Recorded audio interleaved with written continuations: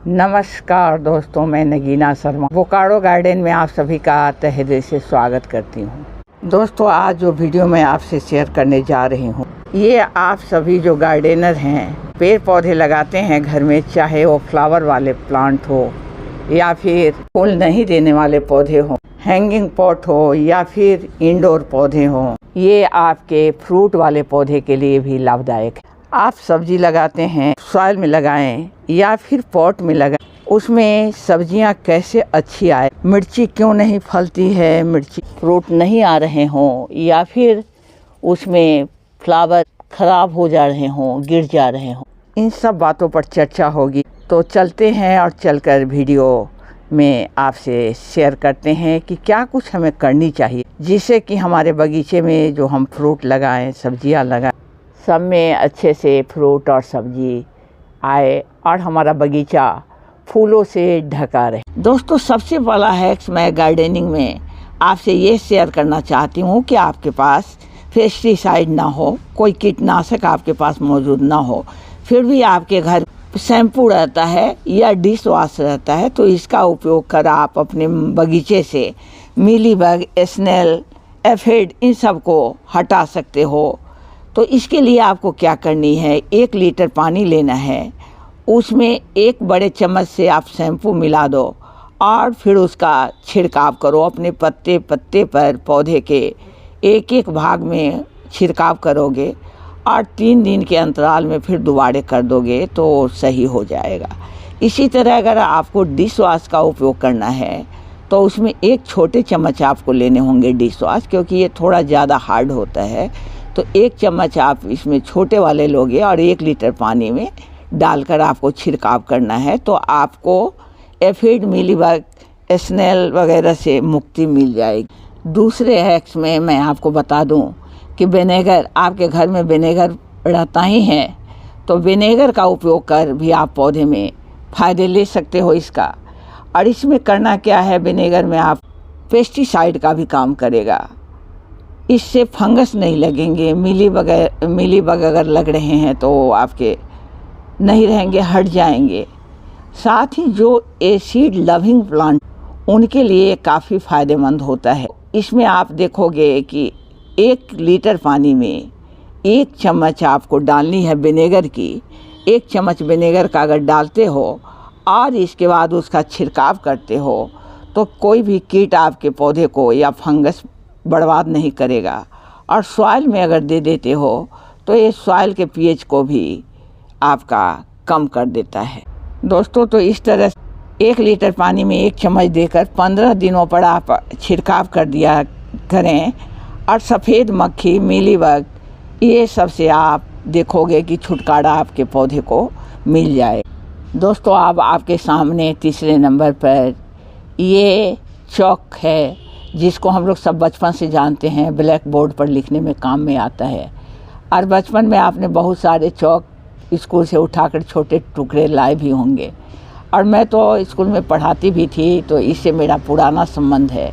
लेकिन यहाँ पर मैं गार्डनिंग में इसका उपयोग बता रही हूँ कि अगर आपके पास चॉक हो तो इसको आप कैल्शियम के रूप में उपयोग कर सकते हो। ये आपके पौधे को कैल्शियम देगा और इसके लिए आपको सॉइल में, पौधे के सॉइल में आपको इसको अंदर दबा देनी होती है। आप सॉइल में इसको दबा के छोड़ दो तो ये आपका बहुत फ़ायदेमंद होगा। हर प्रकार की सब्जी, चाहे टमाटर, मिर्च, बैंगन जो भी हो, उसमें आप इसको दबा करके छोड़ दे सकते हो। एक गमला अगर आपका 14-15 इंच का है तो उसमें आप 2 चॉक का इस्तेमाल कर सकते हैं। छोटे गमले हो तो उसमें 1 चॉक से भी आपका काम चल जाएगा। तो इस तरह से आप चॉक का भी इस्तेमाल अपने पौधे में कर सकते हो और इसका फ़ायदा ले सकते हो। 4 नंबर पर आपके सामने है अंडे का छिलका। इसमें भी आप कैल्शियम अपने पौधे को दे सकते हो और इसके लिए इसको आपको पाउडर बना लेनी है। और बेहतरीन रिजल्ट लेने के लिए आपको 1 चम्मच विनेगर और 1 चम्मच इसका पाउडर, अंडे छिलके का पाउडर मिलाकर, और तब उसमें पानी मिला दें और इसके बाद उसका उपयोग करें तो ये बहुत जल्दी फ़ायदा करता है और आपके पौधे का फूल बनना जो नहीं हो रहा है, फूल नहीं बन पा रहा है, कली गिर जा रही है, या फ्रूट रॉट हो जाते हैं, काले काले धब्बे आ जाते हैं, तो वो सब बंद हो जाएगा। तो इस तरह से आप बराबर मात्रा में अंडे का छिलका और विनेगर मिलाकर आप अपने पौधे में दे सकते हो। ये स्प्रे कर सकते हो पौधे के ऊपर, या फिर सॉइल में भी मिला के दे सकते हो। दोस्तों, ये रहा आपका चाय पत्ती। ये करीब करीब मुझे जैसा लग रहा है कि हर गार्डनर इसका उपयोग करता ही है, और इसमें कोई ज़रूरी नहीं है कि ताज़ी चाय पत्ती हो। आप जो चाय उपयोग करते हो, यूज्ड वाली चाय है, उसका भी आप उपयोग कर सकते हो। उसको धोकर सुखाकर इसके बाद इसको उपयोग करना है। चाय में टैनिक एसिड पाया जाता है, जिससे कि आपके पौधे में फूल अधिक आते हैं और अधिक दिनों तक वो बने रहते हैं, यानी जल्दी से फूल खराब नहीं होता है। कई दिनों तक ये आपके बगीचे में जो फूल खिलते हैं वो बने रहते हैं। खासकर हिबिस्कस गुलाब के लिए चाय पत्ती काफ़ी फ़ायदेमंद होता है। इसके साथ ही बहुत ज़्यादा अगर आपके पास चाय पत्ती हो तो आप इससे अपने पौधे की मल्चिंग भी कर दे सकते हैं। दोस्तों, एस्पिरिन, हर एक घर में एस्पिरिन रहता है और इसमें सैलिसिलिक एसिड पाया जाता है, जो बहुत अच्छा रूट हार्मोन का काम करता है। तो अगर आपको कटिंग लगानी है तो आप इसके एक टैबलेट या आधे टैबलेट का उपयोग कर सकते हो। उसको आप रूट हार्मोन के जैसा इसका इस्तेमाल करोगे तो आपका 100% जो कटिंग है वो काम कर जाएगा। इसको पानी में रखते हैं, ये घुल जाता है और आपको इसका इस्तेमाल करने में कोई परेशानी नहीं होने वाला। दोस्तों, अब 7 नंबर पर एलोवेरा जो आप दिखाई दे रहा है आपको, ये आपका रूट हार्मोन का काम करता है। इसमें से जेल निकाल कर अगर आप अपने कटिंग में लगा लेते हो और इसके बाद कटिंग को ग्रो करते हो तो 100% रिजल्ट आपको सामने आती है। साथ ही एलोवेरा जेल निकाल कर और उसमें अगर आप नीम ऑयल मिला देते हो और पानी में उसको घोल कर स्प्रे करते हो तो हर प्रकार के कीट से ये आपके पौधे को बचाता है। दोस्तों, 8 नंबर पर ये है आपका दालचीनी, जो घर में किचन में उपयोग होता है। ये भी बहुत फ़ायदेमंद है आपके गार्डनिंग में। बगीचे में चींटियाँ लग रही हो, स्नेल, दीमक या घोंघा इसका प्रभाव हो, या फंगस लग जाता हो, सबसे ये दालचीनी का पाउडर बचाता है। तो इसका दालचीनी का पाउडर का उपयोग आप अपने गार्डनिंग में धड़ल्ले से कर सकते हैं। इसमें आपके पौधे को कोई खराबी नहीं होने वाली है और आपका पौधा हंसता मुस्कुराता रहेगा। दोस्तों, ये है हल्दी पाउडर, हर एक घर में मिलने वाला, लेकिन कितना फ़ायदेमंद है ये आपके गार्डनिंग के लिए, ये आप सुनोगे तो दंग रह जाओगे। ये जो चींटी लगने की प्रॉब्लम आप बताते हो, गमले में चींटी में लग जाती है या सॉइल में लग जाती है, दीमक लग जाते हैं, या पौधे में फंगस इन्फेक्शन हो जाता है, इस समय ये बहुत फ़ायदेमंद होता है। तो इसको, हल्दी को कुछ नहीं करना है, आपको पानी में घोल लेनी है, उसके सॉइल में मिला देनी है या पौधे के पत्तों पर छिड़काव कर देना है। इससे आपके पौधे में कोई परेशानी नहीं आने वाली है। इसके साथ ही दोस्तों, जब आप ग्राफ्टिंग करते हो उस समय भी हल्दी काम में आता है, क्योंकि ये पौधे को ख़राब नहीं होने देता है। आपने ग्राफ्टिंग की है तो ये जो घाव बने हैं उसको भी ये रिपेयर करने में मदद करता है। डाई बैक में जिनमें हो जाता है, पौधे ऊपर से नीचे की तरफ ख़राब होने लगते हैं, वो डाई बैक वाले में भी आप उतनी जितनी डाई बैक हो गई है उसको कट कर दो और हल्दी को लगा दो, तो ये वहाँ के बाद आगे उसको नहीं बढ़ने दे। दोस्तों, 10 नंबर पर मिलने वाला भी, और बेकिंग सोडा भी कहते हैं, कुकिंग सोडा भी कहते हैं, खाने वाला सोडा भी कहते हैं। और इसको आपको कहाँ उपयोग करनी है, तो मैं आपको बताऊं कि जो औजार आपके ख़राब होते हैं उसको भी आप साफ़ कर सकते हो, इससे वो फिर से नए हो जाएंगे। और साथ ही इसको आप 1 लीटर पानी में 1 चम्मच घोलकर अगर फूल वाले पौधे पर डाल देते हो तो फूल की जो कलियां गिर जाती है, जो प्रॉब्लम आप बताते हो कि मेरे फूल से कली गिर जा रही है, फ्लावर नहीं बन पा रहे हैं, वो आपके नहीं गिरेंगे, कलियां आपकी नहीं गिरेगी और ढेरों फ्लावर आपके पौधे में आएंगे। दोस्तों कभी कभी गोभी, ब्रोकली या बैगन के पत्ते में आप देखोगे कि कीट लग जाते हैं और उनको खराब करते हैं, पत्तियों को खा जाते हैं। तो उस हालत में आप बराबर मात्रा में बेकिंग सोडा और साथ ही उसमें गेहूं का आटा जो घर में उपयोग होता है बराबर मात्रा में मिला लो और इसके बाद उनके पत्ते पर छिड़काव करो। तो फिर ये प्रॉब्लम जो आपकी है पत्ते खाने वाली, वो प्रॉब्लम आपकी नहीं आएगी, कीट भाग जाएंगे। दोस्तों बेकिंग सोडा का छिड़काव ये कर्ली होते हुए जो मुड़ जाते हैं, इस तरह से आप देख रहे होंगे लेमन का पौधा है, तो इसमें जो इसके लीफ मुड़ रहे हैं, या मिर्ची का पौधा हो उसमें भी ये प्रॉब्लम देखने में मिलता है कि उसके पत्ते इस तरह से मुड़ने लगते हैं। तो इसमें अगर आप छिड़काव करते हैं तो इससे भी आपके पौधे को फ़ायदे होंगे। दोस्तों 11 नंबर वाली वस्तु भी आपके किचन में ही अवेलेबल है, ये है हींग। तो इसका उपयोग करने से आप देखोगे कि आपके छोटे छोटे जो कीड़े मकोड़े हैं वो भी आपके बगीचे में नहीं आएंगे। लेकिन इसका उपयोग करने में आपको क्या करना है सो मैं बता देती हूँ। 1 लीटर आपको छाछ लेनी है। छाछ बोलते हैं दही को घोल कर उसको जो मटेरियल तैयार की जाती है उसको छाछ या मट्ठा बोलते हैं हमारे यहाँ।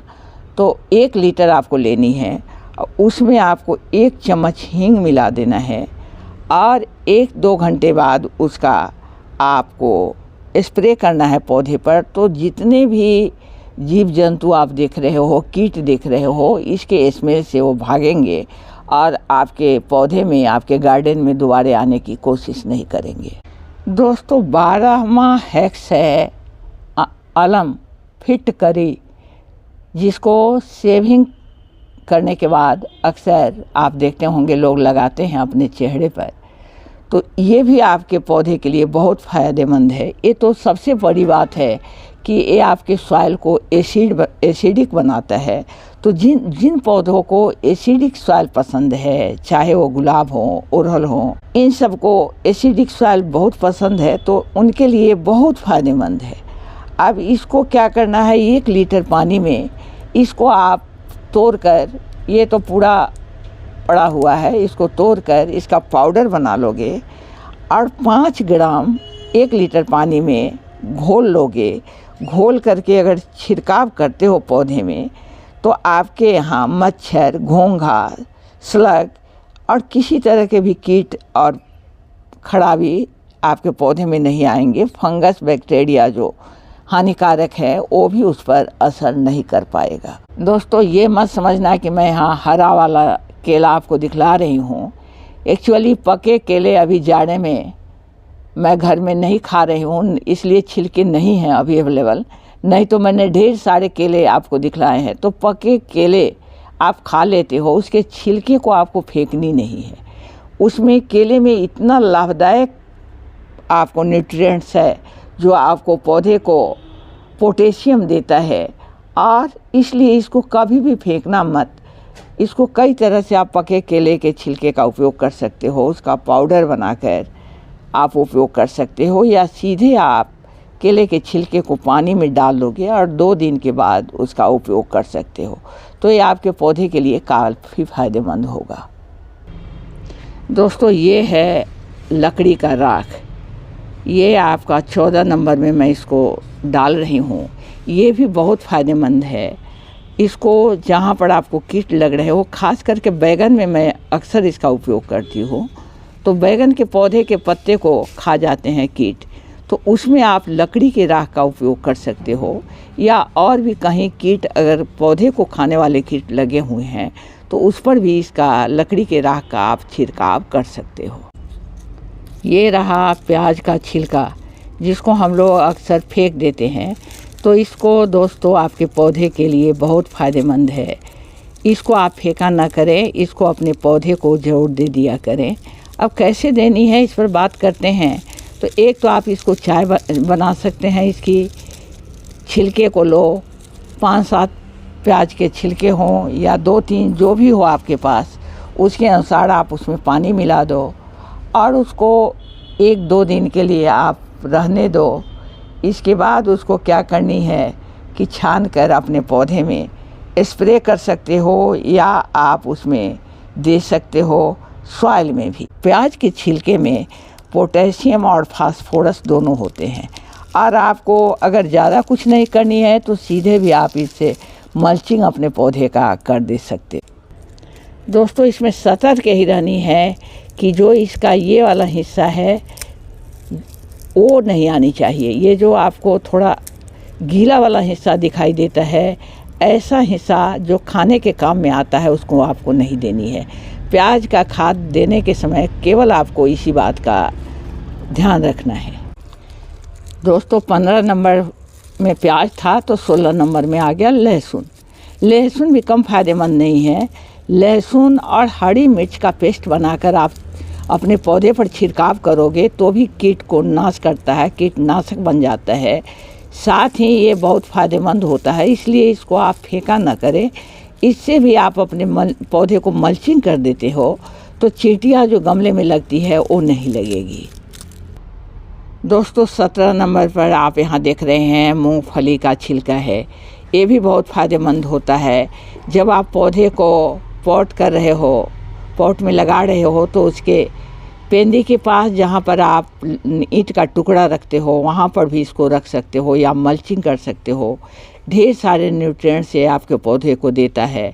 और दोस्तों, बस मैं इसी के साथ ये कहते हुए चलती हूँ कि घर में काटी जाने वाली सब्जियाँ हो या दाल चावल आप धोते हो, उसका पानी भी ना फेंका करो और अपने पौधे में उसको डाल दिया करो।